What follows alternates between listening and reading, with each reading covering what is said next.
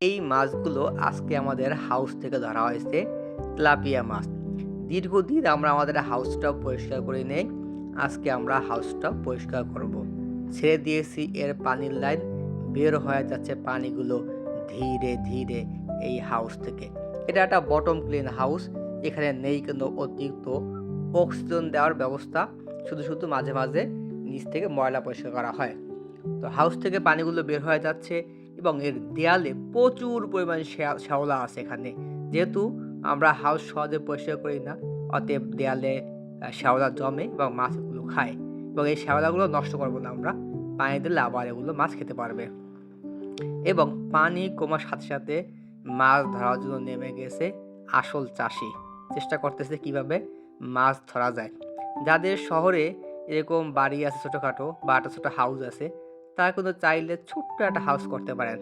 তাহলে সুবিধা হবে কি, আপনার সন্তানরা একটা প্রকৃতির মাঝে সময় কাটাবার একটা সুযোগ পাবে।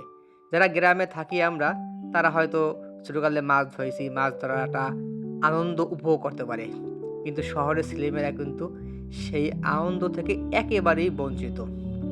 তো আপনি যদি আপনার ছাদের উপরে ছোট্ট একটা হাউস করেন, সেখানে দেখবেন যে আপনার ছেলেমেয়েরা মাছকে খাবার দিবে, মাছ ধরবে, একটা আনন্দ উপভোগ করবে প্রকৃতির মাঝে।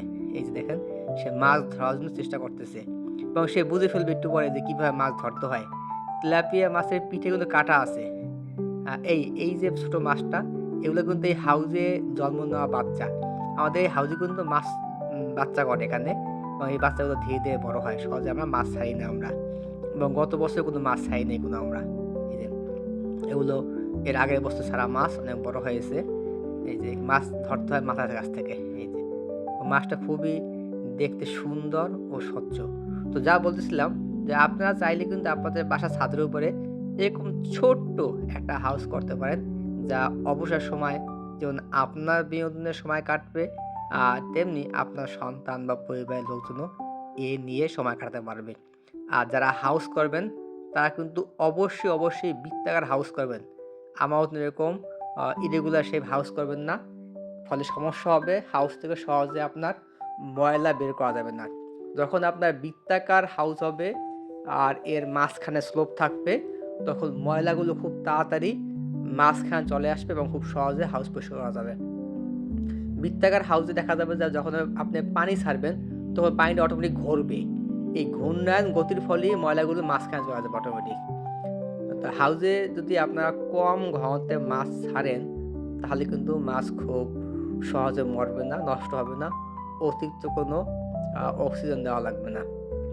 আর যদি বেশি ঘনত্বের মাছ ছাড়েন, তাহলে কিন্তু অক্সিজেন দেওয়া লাগবে, বারবার পানি চেঞ্জ করা লাগবে, ওষুধ দেওয়া লাগবে, প্রতিদিন খাবার দেওয়া লাগবে, মেলা ঝামেলা।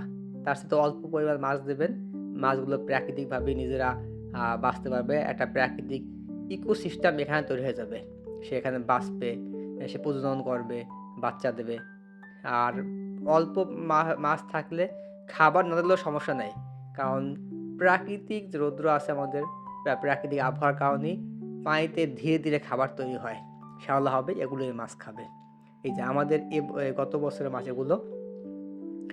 আর কিছু মাছে যে গতবার বাচ্চা দিয়েছে, সেই বাচ্চাগুলো বড় হয়েছে। তো বাচ্চাগুলো আমরা ধরে রাখতেছি আমরা, যাতে পানি পরিষ্কার করার সময় এই ছোট বাচ্চাগুলো নষ্ট না হয়ে যায়। যতটুকু সম্ভব জালে যেগুলো উঠতেছে, এগুলো আলাদা রাখতেছি।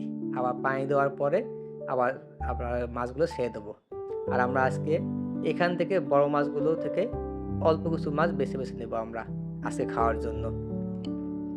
আমাদের হাউসটা খুব বেশি বড় না, সর্বোচ্চ তো ১০০ স্কোয়ার ফিট বা একটু বেশি হতে পারে, এর বেশি না। এবং পানি থাকে এখানে ২ ফিটের মতন পানি থাকে। এবং সবচেয়ে আশ্চর্যের বিষয় হলো, হাউজের পানি কিন্তু কখনো গরম হয় না। এখানে যদি আপনি ১ ফিট পানিও দেন, তাহলেও মাছ অনায়াসে বাঁচতে পারবে। পানি গরম হবে না, যত রৌদ্রই হোক। এই নিয়ে চিন্তার কোনো কারণ নাই।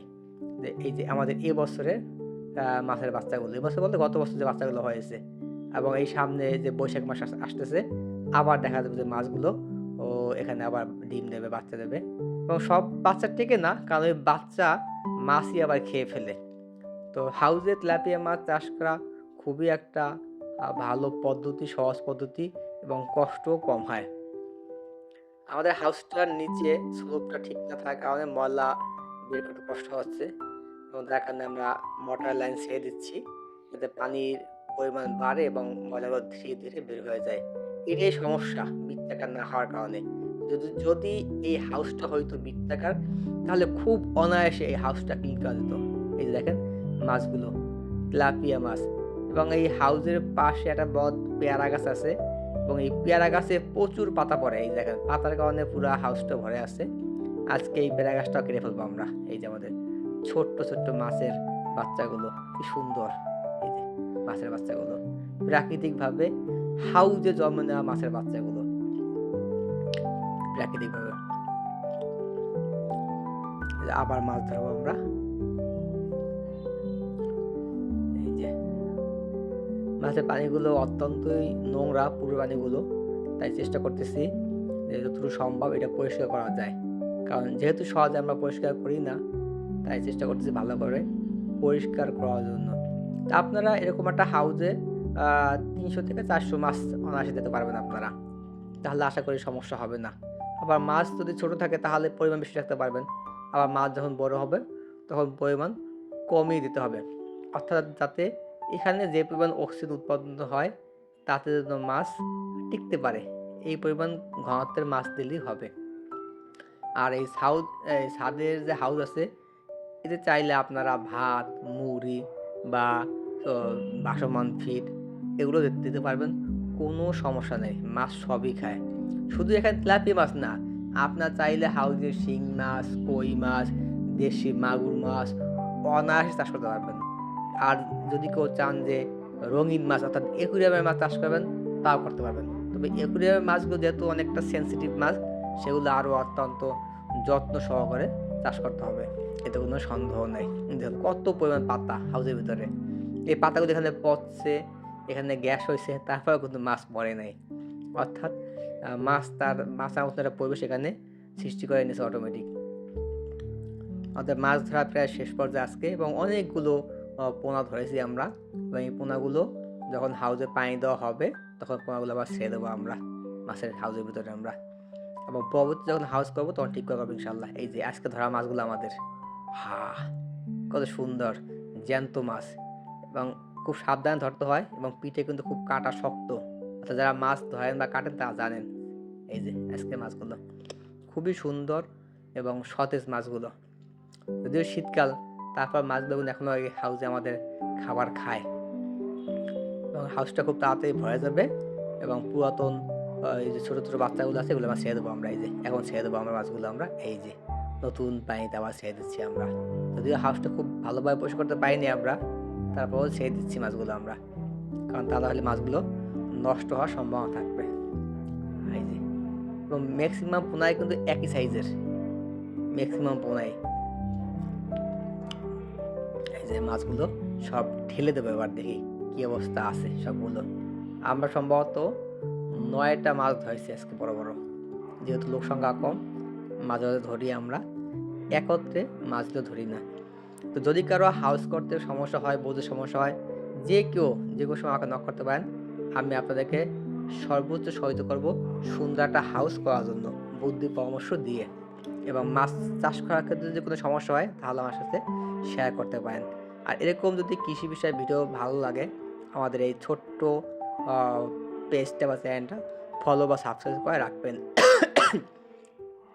পানি দেওয়া কমপ্লিট, একদিন পরে আবার মাছে খাবার দিচ্ছি, এবং মাছ কিন্তু খুব সুন্দরভাবে এখানে খাবার খাচ্ছে, উজু মাছগুলো ভাসতেছে দেখা যায়। যদিও পানিটা খুব পরিষ্কার না। ভালো থাকবেন, আসসালামু আলাইকুম।